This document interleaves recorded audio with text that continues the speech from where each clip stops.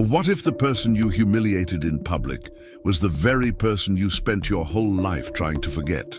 She thought she was helping a stranger, but in fact, he was reuniting with the brother he abandoned in the past. What makes a rich and powerful woman destroy her own reputation on camera? And why does a man who lives in the shadows carry the secret that could ruin everything? Prepare yourself for a story of redemption, family secrets, and choices that cost everything. What would you do if forgiveness was your only chance of salvation?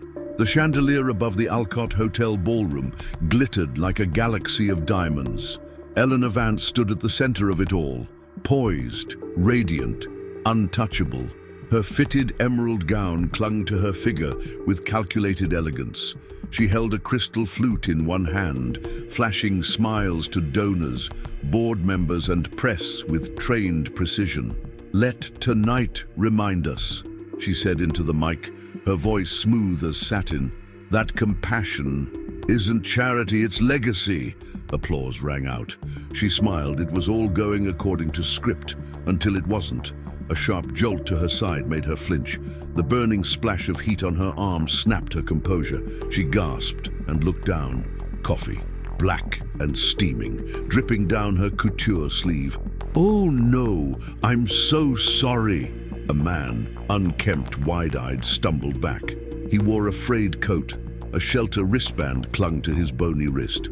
"I didn't mean, do you have any idea what you've done?" Eleanor's voice cut through the air, sharp and cold. "This gown is worth more than your entire existence." Silence fell. Phones came up. Cameras rolled. The man lowered his head and disappeared into the crowd, trembling. But the damage had already been done. Eleanor stormed through the marbled hallway of her estate, heels clicking like gunfire. Her assistant, Simone, trailed behind her, phone glued to her ear. "It's everywhere, Eleanor," Simone said breathlessly. "Twitter, TikTok, YouTube. Major outlets already picked it up. Ice Queen destroys the homeless." That's the headline. Eleanor ripped off her heels and tossed them into the corner. "It was a mistake," she muttered. "He spilled coffee on me. He didn't hit you. He didn't scream. He apologized. And you went full Marie Antoinette." Simone winced. "I'm just saying what people are saying." Eleanor sank into the leather couch and buried her face in her hands. "Tell me there's a way out." "There is," Simone said slowly. "And producer from Redemption Project called. They want you. 30 days at Haven House Shelter. Filmed." Eleanor looked up, pale. "You want me to scrub toilets for a month? You want to save your face or not?" Silence. "Fine," Eleanor said. "Schedule it. But this won't be penance, it'll be a performance." The shelter looked like a converted church basement. Brick walls, flickering lights. The scent of bleach and musty wood filled the air. Eleanor stepped out of the car in oversized sunglasses, flanked by a camera crew. Angela Cortez, the shelter director, greeted her with a cautious smile. "Ms. Vance, welcome to Haven House." Eleanor extended a gloved hand. "Happy to contribute." Angela didn't shake it. "We don't do performances here." Eleanor blinked. "Excuse me? You're here to learn, not to lead." Inside, residents watched her pass. Suspicious eyes, hushed whispers.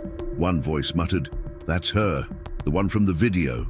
Eleanor held her head higher.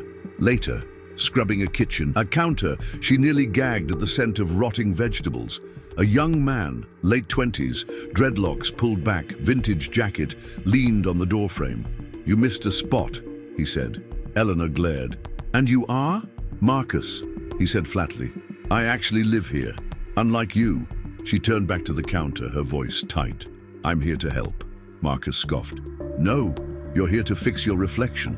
That evening, Eleanor passed the common room. A man sat alone on the worn couch, legs crossed, sketching on a notepad. Thin, weathered, layers of clothing and a knit beanie pulled low over his brow. She paused. Something about his posture, closed off yet precise, snagged her attention. "You're new," she said. He didn't look up. "I'm Eleanor." Still no response. Angela passed behind her. "That's Jonah. He doesn't talk much. Been here a while." Eleanor took a step closer. "Can I see what you're drawing?" Jonah flipped the notepad closed. Right, she muttered. Have it your way. She left, but her gaze lingered. His face, his eyes. Something about him stirred a memory, a name, a scar, a song. She shook her head. Impossible. That night, Eleanor stood in the tiny, dimly lit shelter room they had assigned her. A twin mattress, a bare bulb, a mirror above the sink. She stared at her reflection. The designer gown was gone. Her face was bare. Her hands smelled of bleach. Her phone buzzed. Another message from her lawyer. Another headline. She played the video of the gala again. Watched. Herself heard her voice. This gown is worth more than your entire existence. Her stomach turned. Outside her window, someone played piano. Simple, raw notes. Halting, but beautiful. A familiar melody floated through the glass. One she hadn't heard in decades. She moved to the window. Down below in the garden behind the shelter, Jonah sat at a half-broken upright piano, fingers drifting over keys. The melody was soft, hesitant. It was his melody, her brother's, a song he used to play when their father shouted, when the house felt like it would crack. Eleanor's breath caught. She didn't know what to believe yet, but something inside her had begun to break, and through the cracks, something long buried was starting to bloom. The morning light filtered through the dusty, stained glass windows of Haven House's chapel, casting fragments of blue and amber across the tile floor. Eleanor entered quietly, drawn by the soft creak of piano keys being tested. Jonah sat alone at the bench, his back straight, fingers grazing the keys with tentative familiarity. You play beautifully, she said. He didn't stop playing. Eleanor stepped closer. That song you played last night. It sounded familiar. He paused, just briefly. Then his voice, gravel-soft, emerged. Not everyone here wants to be remembered. Eleanor blinked. That's not what You're looking for something, or someone. He didn't turn. But some of us came here to disappear. The words landed with unexpected weight. I'm not here to cause trouble, she said. Gentler now. Jonah played a discordant note. Then stop looking at people like projects. Eleanor opened her mouth, then closed it. Later that day, Eleanor was helping prepare lunch in the kitchen. She chopped carrots with mechanical precision, avoiding eye contact. Marcus leaned against the counter, arms crossed. You and Jonah talk? He asked, tone sharp. A little, he snorted. That's more than most. Eleanor looked up. Is that a problem? Marcus stepped closer. He's been through more than you can imagine. If you're here for a photo op, stay the hell away from him. I'm not, she said. I'm trying to change. People like you don't change, Marcus snapped. You fake remorse until the cameras leave. That struck. Eleanor slammed the knife down, breathing hard. Do you think I wanted to be here? That I enjoy scrubbing floors and eating cafeteria beans? No, Marcus said flatly. That's the problem. Silence thickened between them. Finally, Marcus added, you want to help? Start by not making it about you. That evening, Eleanor returned to the chapel. The piano sat in silence now, bathed in the shadow of dusk. She approached it slowly and placed her hand on the lid. Then she lifted it and sat down. The keys were chipped but familiar. Her fingers hovered above them, uncertain. She began to play, a simple melody, one her brother used to teach her, broken notes, off rhythm, but still alive. A voice broke the silence behind her. Where did you learn that? She turned. Jonah stood in the doorway, arms folded. My brother, she replied. He stepped into the room. What was his name? Eleanor hesitated. It doesn't matter. Jonah looked at her for a long time. It always matters. She looked down. We weren't close, not at the end. Jonah's jaw tightened, but he said nothing. She watched him turn and walk away, but his fingers lingered on the doorframe before he vanished into the shadows. The next morning, Eleanor found Angela in her small office, sorting files and receipts. Do you have a moment? Eleanor asked. Angela looked up. Always. Sit. Eleanor did. I spoke to Jonah. He unnerves me. Angela gave a small smile. He has that effect. He's also survived things most wouldn't. Eleanor lowered her voice. He reminds me of someone I lost a long time ago. Angela closed the folder she was holding and studied her. Then maybe it's time you face why you lost them. Eleanor flinched. Angela continued, voice gentle but firm. You can't rewrite your past by saving someone else's, and not everyone here is waiting to be saved. Eleanor whispered, what if they were never lost? What if I just left them behind? Angela leaned forward. Then find them, Eleanor. But start by being honest, with them and with yourself. That night, Eleanor wandered into the courtyard. Jonah sat on the old bench under the half-dead maple, reading by a flickering lamp. She approached quietly. I was 8, she said. He gave me a scar right here. She pointed to the side of her wrist, teaching me how to climb the tree outside our house. I fell. He caught me late. Jonah didn't look up. Sounds like a decent brother. He was, Eleanor said, until I stopped looking for him. A long pause.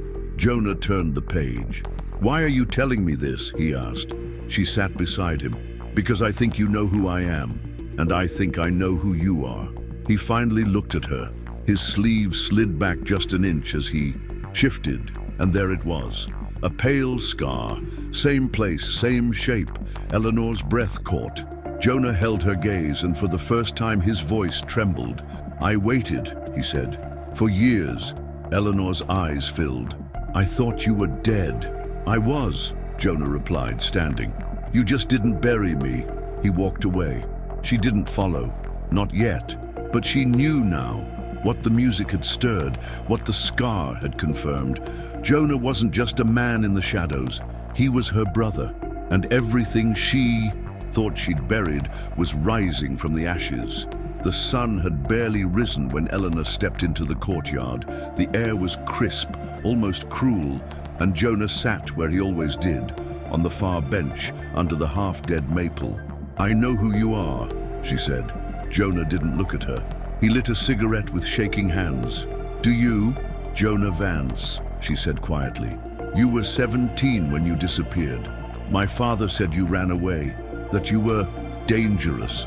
He exhaled smoke. And you believed him. I was 15, she replied, the words brittle, and afraid. Jonah turned to face her. So you buried me? No, Eleanor said. I buried the memory.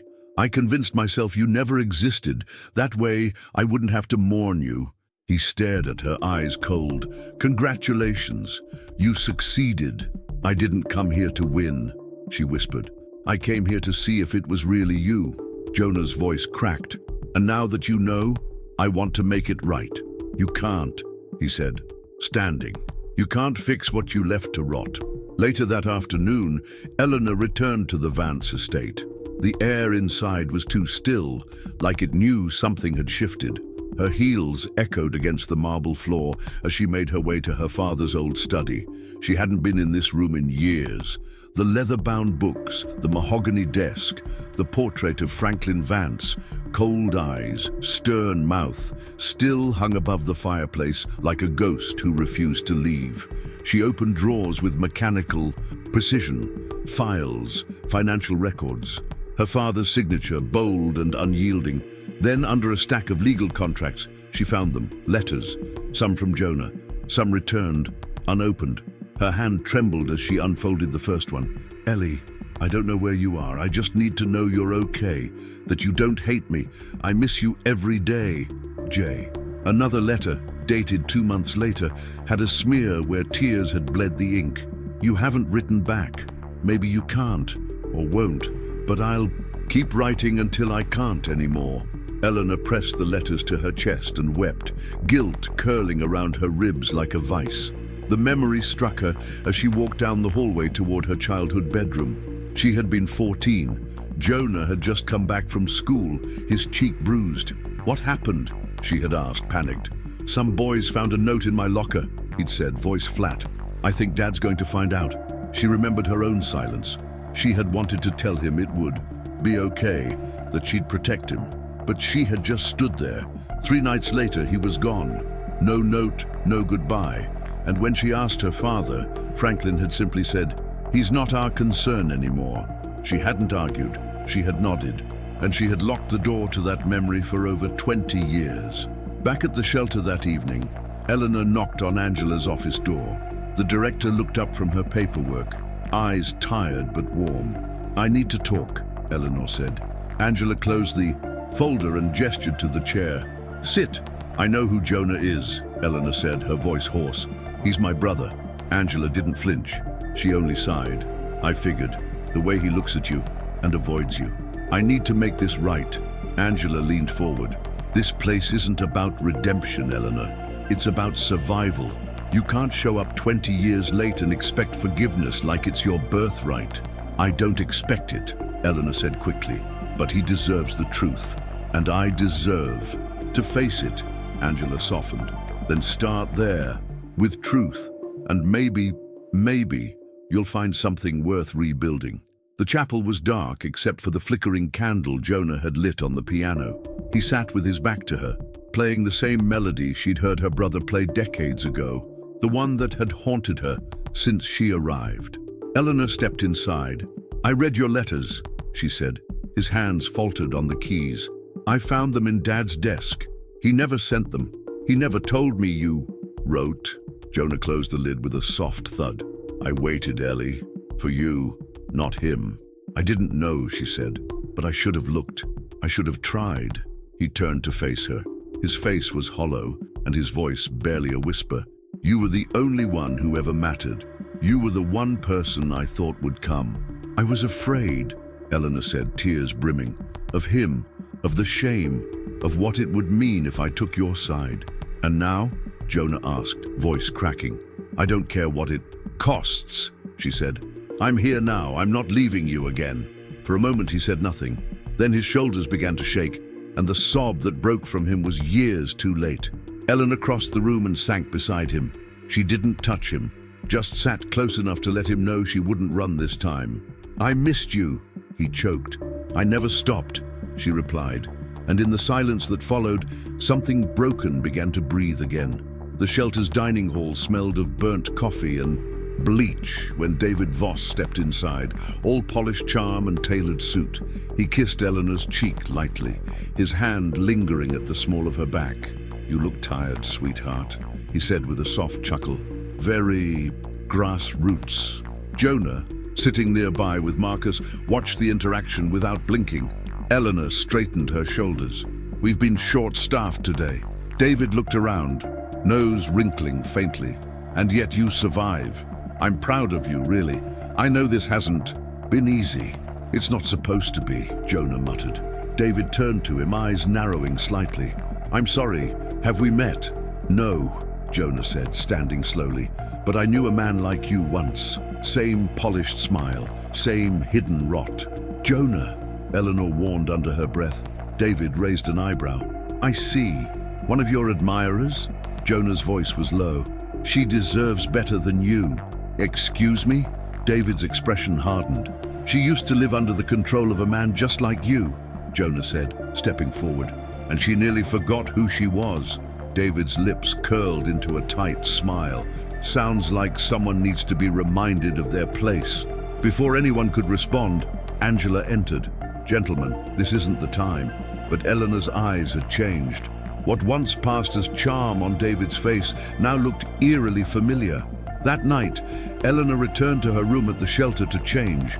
As she walked the hall, she heard a voice, David's, echoing from the stairwell landing. She paused. The door was slightly ajar. "Tomorrow," he said into his phone, tone clipped and calculating. "She signs everything. Real estate, assets, full consolidation. No prenup. It's all clean. She's completely on board." A pause. Then, "She's too distracted with the sob story, brother. Doesn't suspect a thing." Eleanor's chest clenched. She stepped back silently, hands trembling. His voice dropped to a whisper.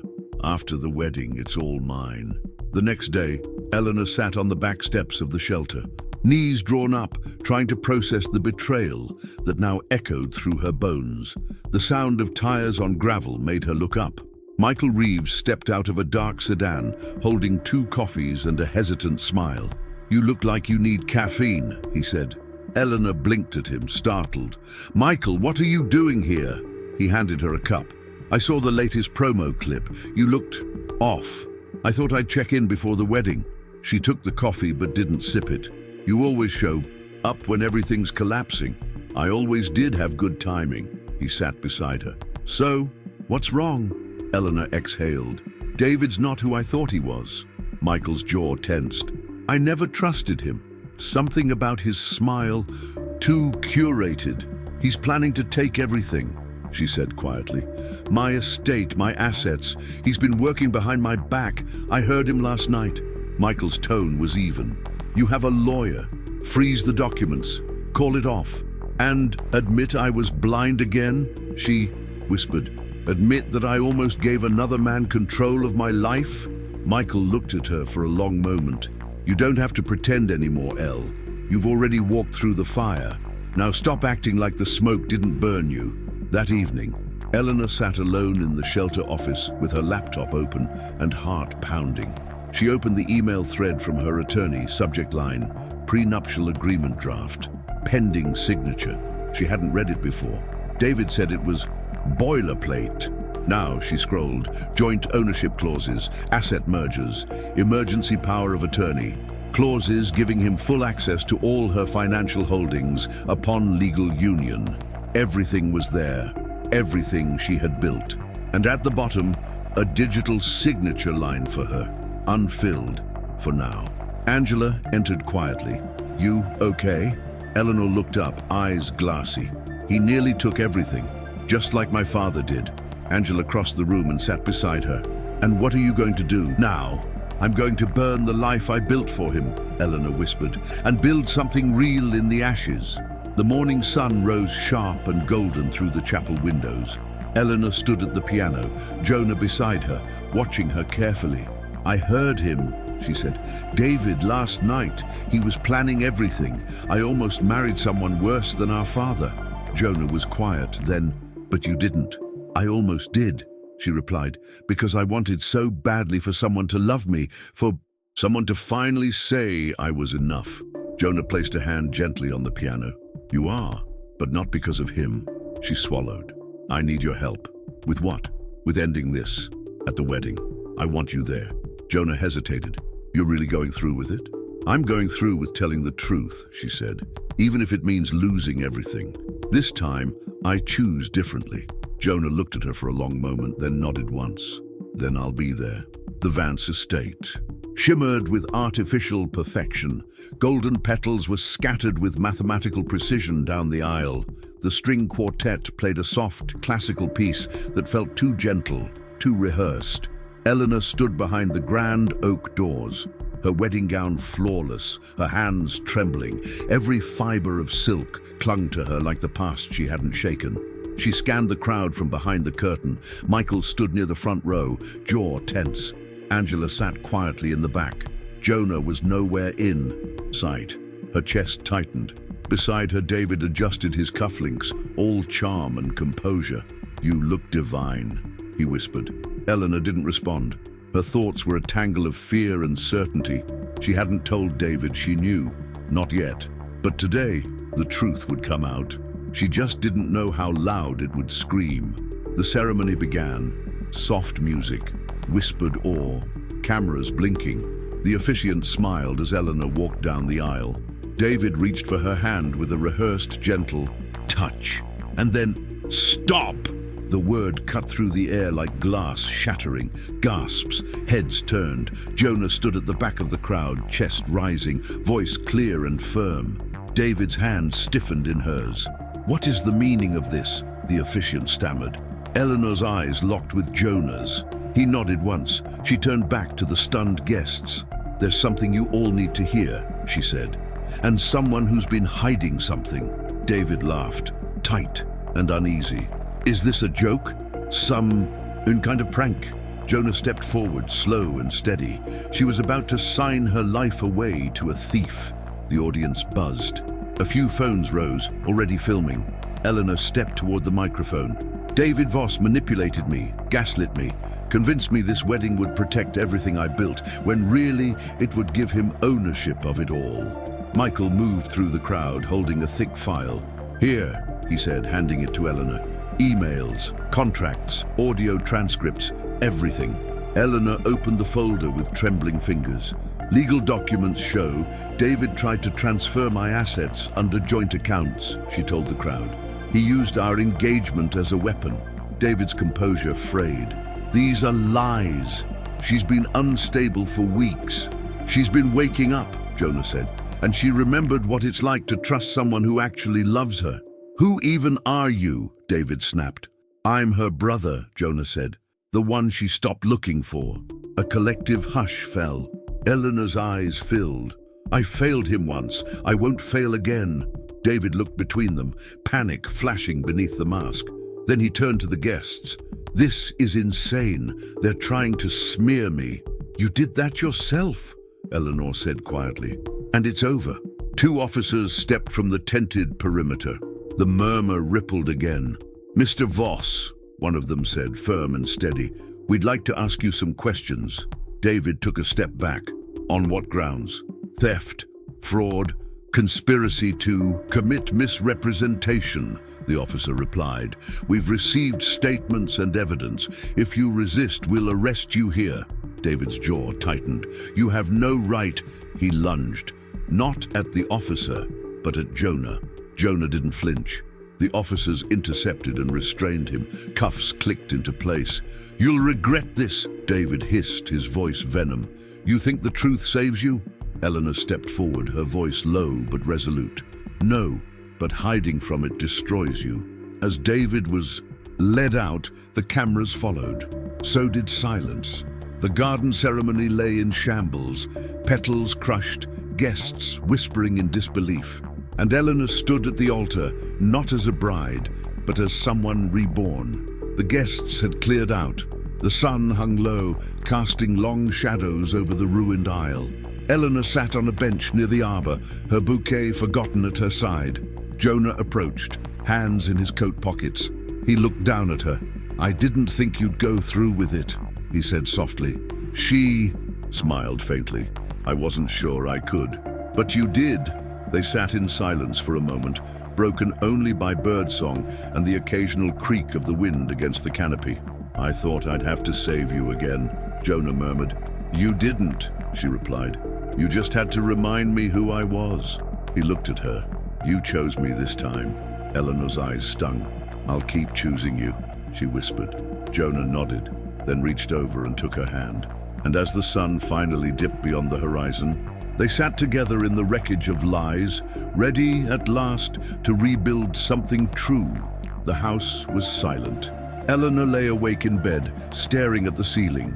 Sunlight filtered through gauzy curtains, soft and golden. The same light had once made this room feel sacred. Now it felt like an unfamiliar museum of her former life. Her wedding gown lay crumpled on the floor, once spotless, now streaked with mud from the ruined aisle. The shoes were gone. So was the man, and so was the illusion. She rose, slowly stepping over the remnants of yesterday. Her reflection caught her in the mirror, no makeup, eyes puffy, hair wild, but something in her gaze had steadied. She whispered to herself, it's over, and for the first time in years, she believed it.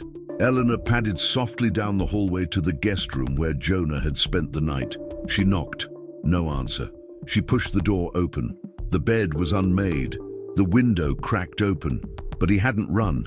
He'd left something behind. A small, leather-bound notebook sat on the desk.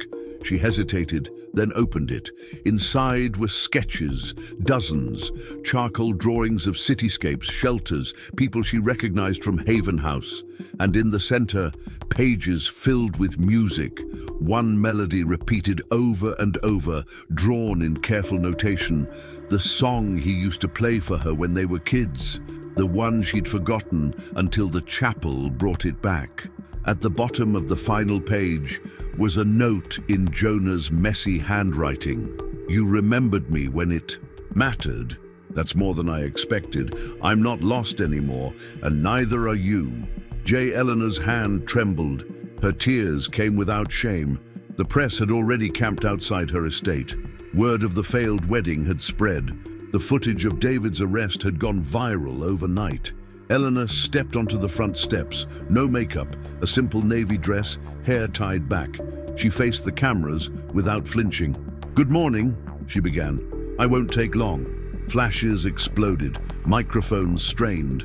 "Yesterday, I was supposed to marry a man who had been deceiving me for months. But the deeper truth is this: he wasn't the first person I allowed to rewrite my story." She took a breath. "I once abandoned someone I loved because it was easier than facing the truth. That person is my brother. His name is Jonah. He was disowned by our father, and I followed that silence for 25 years. Another pause. "I've built a reputation on perfection, but it was built on ashes, of grief, of cowardice, of guilt, and now I'm done hiding." One reporter called out, "Is this about redemption?" Eleanor looked straight into the lens. "No, it's about finally telling the truth, even if the world doesn't applaud." Then she turned and walked back inside. 3 weeks later, Eleanor stood in front of the Haven House board with Angela at her side. "I want to purchase the building," she said, "and the surrounding property, not as a donor, as a partner." Angela raised an eyebrow. "This isn't a PR stunt." "No," Eleanor said. "It's the only real thing I've done in years. This place changed me, and I want to protect it." Marcus, seated across the table, folded his arms. "People will say it's just image repair." "Let them," Eleanor replied. "They're not the ones who sleep here. You are." Silence. Then Angela smiled and extended her hand. "Welcome to Haven House." Eleanor shook it, for the first time as an equal. Later, she walked through the halls, now familiar, now home. Children played in the mural room. Volunteers stacked cans in the pantry, and in the corner near the chapel door, Jonah leaned against the wall, arms crossed, waiting. "You came back," she said. "I never really left," he replied. That evening, the old chapel glowed with soft lamplight. Jonah sat at the piano, playing the first few bars of the melody they once shared. His fingers, once hesitant, moved with confidence. Eleanor entered, hesitated at the door, then walked toward him. "Room for two?" she asked. Jonah slid over. She sat beside him, fingers hovering above the keys. "Still remember it?" he asked. She nodded. "I never really forgot. I just stopped listening." They played, awkward at first, but then in sync, the melody rising not as a performance, but as a memory made whole. When they reached the final chord, Jonah held it just a beat longer than written. It echoed through the chapel like a prayer. Eleanor looked at him. "No more pretending," she said. "No more," Jonah agreed. And in that quiet, echoing room where everything had once been broken, something new took root. Not perfection, not image, but family.